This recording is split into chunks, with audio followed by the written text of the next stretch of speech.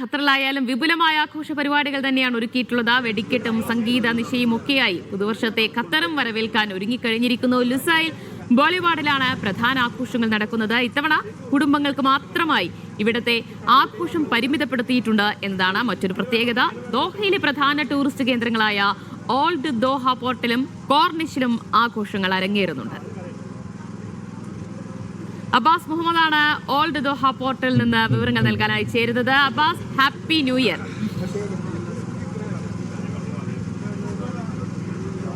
Happy new year. Happy new year. Yes Abbas, അവിടെ എവിടെയൊക്കെയാണ് പ്രധാനപ്പെട്ട ആഘോഷ പരിപാടികളൊക്കെ നടക്കുന്നത്? ഏതൊക്കെ തരത്തിലുള്ള രീതിയിലുള്ള പരിപാടികളൊക്കെ ഉണ്ട് അവിടെ? ദോഹയിൽ പ്രധാനപ്പെട്ട ആഘോഷം നടക്കുന്നത് ലുസൈൽ ബോളിവുഡ് എന്ന് പറയുന്ന സ്ഥലത്താണ്. ഈ ലുസൈൽ ബോളിവുഡിൻ്റെ പ്രത്യേകത എന്ന് പറയുന്നത് ഈ വർഷം അത് ഫാമിലികൾക്ക് മാത്രമായി പരിമിതപ്പെടുത്തി എന്നുള്ളതാണ്. അതുകൊണ്ട് തന്നെ നമ്മളെ പോലെയുള്ള ഇവിടെ ബാച്ചലറായി താമസിക്കുന്ന ആളുകൾക്ക് അതിന് മാധ്യമപ്രവർത്തകരാണെങ്കിൽ പോലും അങ്ങോട്ട് പ്രവേശനമില്ല എന്നുള്ളൊരു സങ്കടകരമായ കാര്യമുണ്ട്. അതുകൊണ്ട് നമുക്ക് ലുസൈലിലേക്ക് പോകാൻ പറ്റിയില്ല. സമ്പൂർണ്ണമായി ഫാമിലികൾക്ക് വേണ്ടി മാത്രം അവിടെ പരിമിതപ്പെടുത്തിയിട്ടുണ്ട്. അതുകൊണ്ട് നമ്മളിപ്പോൾ നിൽക്കുന്നത് കോർണിഷിലാണ്. കോർണിഷ് എന്ന് പറയുമ്പോൾ ദോഹയിലൊരു പ്രധാനപ്പെട്ട ടൂറിസ്റ്റ് ഡെസ്റ്റിനേഷനാണ്. എല്ലാ ആളുകളും ഒത്തുചേരുന്ന സ്ഥലമാണ്. ഏത് ആഘോഷം ഉണ്ടായാലും ഈ കോർണിഷിൽ ആളുകൾ വന്നിരിക്കുക, സൊറ പറയുക, സംസാരിക്കുക എന്നുള്ളതൊക്കെയാണ്. നമ്മളിപ്പോൾ ഇവിടെ ഉള്ളത് ഈ കോർണിഷിലെ കടലിലാണ്. ഈ കടലിലൊരു ബോട്ടിലാണ്. ഇവിടെ ഒരു മലയാളി കൂട്ടായ്മ അവരുടെ പുതുവത്സര ആഘോഷങ്ങളുമായി ബന്ധപ്പെട്ട് ഒരു 4 മണിക്കൂർ ബോട്ട് റേസിന് വേണ്ടി ഇവിടെ എത്തിയിരിക്കുകയാണ്. അവരുടെ കൂടെയാണ് നമ്മളുള്ളത്. ഇതോടുകൂടെ തന്നെ ഈ ആളുകൾ ഒത്തുചേരുന്ന ഈ നമ്മുടെ സൂക്കു വാക്കിഫ് അതുപോലെയുള്ള സ്ഥലങ്ങളിൽ, മെന പാർക്കും അടക്കമുള്ള സ്ഥലങ്ങളിലൊക്കെ ഉണ്ട്. പക്ഷേ ദോഹയെ സംബന്ധിച്ചിടത്തൊരു പ്രശ്നമുള്ളത് നല്ല തണുപ്പാണ്. ഞാനിപ്പോൾ കോട്ടിട്ടിരിക്കുന്നത് കാണാം. അപ്പോൾ നല്ല തണുപ്പാണ്. ഈ തണുപ്പ് 2 ദിവസമായിട്ട് അതിശൈത്യ കാറ്റ് കൂടി വീശുന്നുണ്ട്. ഈ കാറ്റിൻ്റെ ഒക്കെ പശ്ചാത്തലത്തിൽ ആളുകൾക്ക് നല്ല ജാക്കറ്റ് എടുത്താണ് പുറത്തിറങ്ങുന്നത്. അങ്ങനെയുള്ളൊരു പ്രശ്നം കൂടിയുണ്ട്. അപ്പോൾ അങ്ങനെയുള്ള വളരെ തണുത്ത കാലാവസ്ഥയിൽ കൂടിയാണ് നമ്മുടെ ഈ പുതുവർഷം ദോഹയിലെത്തുന്നത്. എന്നാലും ആഘോഷത്തിനൊട്ടും കുറവില്ല. നേരത്തെ പറഞ്ഞ പോലെ തന്നെ ലുസൈൽ ബോളിവുഡ് ആഘോഷത്തിൻ്റെ പ്രധാന കേന്ദ്രമായിട്ട് നിൽക്കുന്നു. അവിടെ വെടിക്കെട്ടുകളുണ്ട്, ഫയർ വർക്സുകളുണ്ട്. അവിടുത്തെ ഐക്കണിക് ടവറുകളിൽ കരിമരുന്ന് പ്രയോഗങ്ങളും അതുപോലെ ലൈവ് സംഗീത നിശയും ഒക്കെ അരങ്ങേറുന്നുണ്ട്.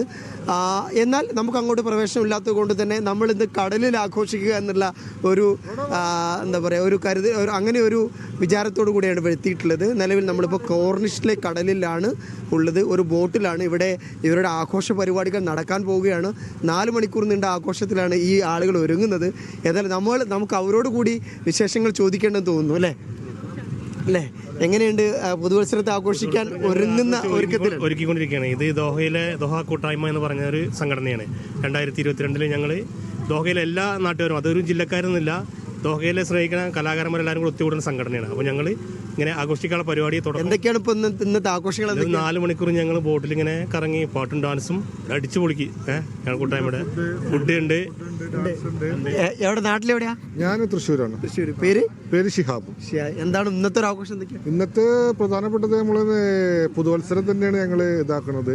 പക്ഷെ ഇന്നിവിടെ ഞങ്ങൾ വെടിക്കെട്ട് കാണാനാണ് ഞങ്ങൾ ഉദ്ദേശിച്ചിട്ടുണ്ടായിരുന്നത്. പക്ഷെ അത് സമ്മതിക്കാത്തത് കാരണം ഞങ്ങൾ ബോട്ടിൽ തൽക്കാലം 4 മണിക്കൂർ കടലിൽ സ്പെൻഡ് ചെയ്യാന്നാണ് ഞങ്ങൾ ഉദ്ദേശിക്കുന്നത്. ഞാൻ ഈ ഗ്രൂപ്പിന്റെ എന്തൊക്കെയാണ് സ്പെഷ്യൽ?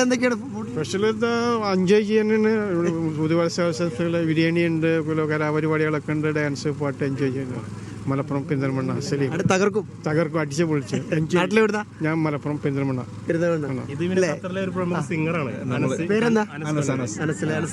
എല്ലാരും പാട്ടുപാടി രസിപ്പിക്കാൻ വന്നതാണ്. എല്ലാവരും ഇവിടെ പാട്ടുകാരാണ്. നമ്മളെ മാത്രമല്ല, ഇത് എല്ലാവരും പാട്ടുകാരുടെ തന്നെ ഒരു കൂട്ടായ്മയാണ്. അപ്പൊ നമ്മള് എന്താ പറയാ, പുതുവത്സരത്തിൽ ആദ്യമായിട്ടാണ് ഇങ്ങനത്തെ ഒരു ആഘോഷം ഇവിടെ എൻജോയ് ചെയ്യാൻ പോകുന്നത്, എക്സ്പീരിയൻസ് ചെയ്യാൻ പോകുന്നത്. എന്തായാലും അടിച്ചു പൊളിക്കാം, അത്രേ ഉള്ളൂ. ആണല്ലേ? ഇത് ഇപ്പൊ ലുസൈലിലേക്ക് ഒന്ന് പോകാൻ പറ്റാത്തൊരു സങ്കടം ഉണ്ടോ? ഇല്ല, അങ്ങനെ സങ്കടമൊന്നുമില്ല. കാരണം എന്തായാലും കയറ്റൂലെന്ന് അറിയാലോ. പിന്നെ എന്തിനാ അങ്ങനെ ആഗ്രഹിച്ചിട്ടില്ല, അങ്ങനെയാണ്. അല്ലേ? ഏട്ടൻ്റെ പേര്? നാട്ടിലെവിടെ? അഷ്റഫ്. കണ്ണൂർ മട്ടന്നൂരാണ്. പിന്നെ അത് ലുസൈലിലെ ഫാമിലിയാണ്. അപ്പം നമ്മളിങ്ങനെ ഒരു പ്ലാൻ ചെയ്ത് ബോട്ടിങ് 3-4 മണിക്കൂർ. തണുത്തും തോന്നുന്നു. ഇല്ല, ഇനി അങ്ങോട്ട് നല്ല തണുപ്പായിരിക്കും എന്ന് പറയുന്ന കേട്ടോ ഇന്ന് രാത്രി. അപ്പം അതുകൊണ്ടുള്ള ഇതിൽ വന്നതാ. ആണല്ലേ? അത് ഇവിടെ ഇനിയും ആളുകളുണ്ട്. ഹലോ, എങ്ങനെയുണ്ട്? നല്ല തണുത്തും തോന്നുന്നു മൊത്തത്തിൽ അല്ലേ? ഭയങ്കര തണുപ്പാ ആണല്ലേ? എങ്ങനെയുണ്ട്? അപ്പം ആഘോഷത്തിലുള്ള മൂടൊന്നും ഇല്ല ഇപ്പൊ? അടിപൊളി അടിച്ചു പൊളിക്കാൻ പോവാ. നാട്ടിലെവിടെയാ? നാട്ടില് തൃശ്ശൂര്. തൃശ്ശൂര്. എന്താ പേര്? ദീപ. എന്തൊക്കെയാ ഇന്നത്തെ ആഘോഷ പരിപാടികൾ? ഇന്ന് ഫുൾ ചില്ലാവണം, വൈബാവണം, പൊളിക്കണം. പൊളിക്കും ഞങ്ങ, അടിക്കും ഞങ്ങ, പൊളിക്കും ഞങ്ങ. ഒരു ഗായകി കൂടിയാണ്. ഞങ്ങള് നാട്ടിലെവിടെയാ? നാട്ടില് മലപ്പുറം. മലപ്പുറം. എന്താ ഇന്നത്തെ പ്രോഗ്രാം? ഇന്നത്തെ എല്ലാരെയും ഒന്ന് ജസ്റ്റ് അറിയാത്തവരുണ്ട്, എല്ലാവരെയും കൂടി അടിച്ചു പൊളിക്കാം. ഭയങ്കര സെറ്റപ്പിലാണല്ലോ വന്നിട്ടുള്ളത്. പിന്നെ തണുപ്പില് നമ്മളെ കൊണ്ടുപോകാൻ പാടില്ല, അപ്പൊ നമ്മള് ചില്ലായി നിക്കട്ടെ. വിളിച്ചില്ലാണ് അല്ലേ? പാട്ടുകാരിയാന്ന് തോന്നുന്നു കണ്ടിട്ട് അല്ലേ? ഖത്തറിൽ വളർന്നു വരുന്ന ഒരു മുമ്പ് ആണോ? ഒരു പാട്ട് പാടാൻ പറഞ്ഞ പാടോ? നാളൊരു പറ്റു പാടാം. കുറച്ച് വടക്ക് പാടി. പാടോ? ഇന്നൊരു പാട്ട് പാടി. ആ, സോളോ പാടിക്കും. ലൈവാണ്, ഞങ്ങൾക്ക് വേഗം വേണം. നെറ്റിമേലെ പൊട്ടിട്ടാലും തഞ്ചാവൂർ